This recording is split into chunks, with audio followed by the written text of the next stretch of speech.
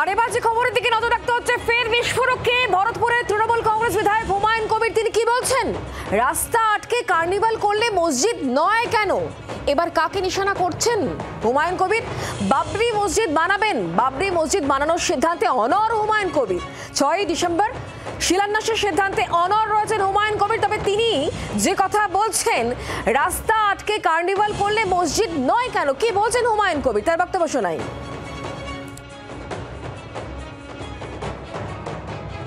ক্ষোভ কারো বিরুদ্ধে নেই।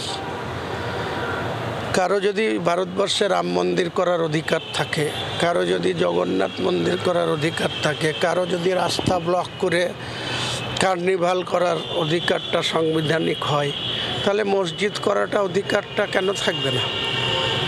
যাদের ভোটে নির্বাচিত সরকার, তারা সেই সম্প্রদায়কে একটা মসজিদ করতে গিয়ে এত বাধা দেবে, জবাব তারা দেবে। হুমায়ুন কবিরের সেই বিস্ফোরক মন্তব্য আপনি শুনলেন। তৃণমূল বিধায়ক হুমায়ুন কবির তিনি বলছেন যে রাস্তা আটকে কার্নিভাল করলে মসজিদ নয় কেন, তাহলে তার নিশানায় কে, এই প্রশ্ন আসবেই। বাবরি মসজিদ বানানোর সিদ্ধান্তে তিনি অনড় রয়েছেন। 6ই ডিসেম্বর শিলান্যাসের সিদ্ধান্তেও তিনি অনড় রয়েছেন এবং তিনি বলছেন যে যদি কার্নিভাল হয় রাস্তা আটকে, তাহলে মসজিদ হবে না কেন?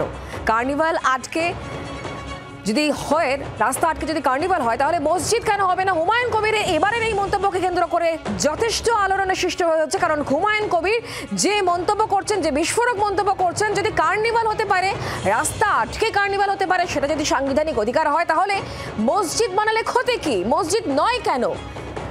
আমরা কথা বলবো এই মুহূর্তে বিজেপি নেতা দেবজিৎ সরকার আমাদের সঙ্গে রয়েছেন টেলিফোন লাইনে। দেবজিৎ দা, হুমায়ুন কবির তিনি বরাবরই খবরের শিরোনামে, আর এবার তিনি বলছেন যে রাস্তা আটকে যদি কার্নিভাল হয়, তাহলে মসজিদ নয় কেন, কি বলবেন আপনি? দেবজিৎ দা, আপনি আছেন সঙ্গে? আমরা চেষ্টা করছি যোগাযোগ করার বিজেপি নেতা দেবজিৎ সরকারের সঙ্গে।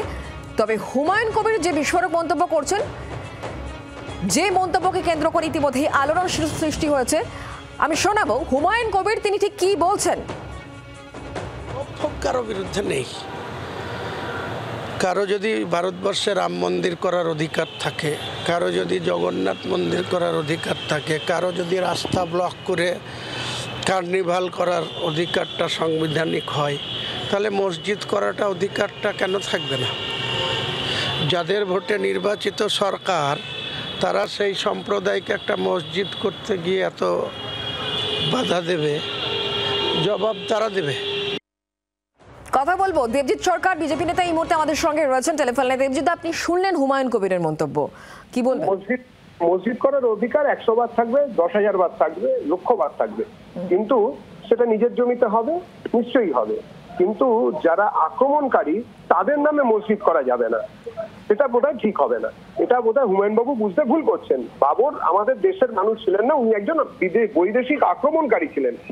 তার নামে যদি মসজিদ বানাতে হয়, কালকে যদি কেউ কিংসফোর্ড সাহেবের নামে একটা চার্চ বানায়, যে যাকে বোমা মারতে গিয়ে আমাদের ক্ষুদিরামের ফাঁসি হলো, তার নামে যদি হয়, কিংবা রবার্ট ক্লাইভের নামে যদি কেউ একটা চার্চ বানাতে চায় বা মন্দির বানাতে চায়, সেটা কি সঙ্গত হবে?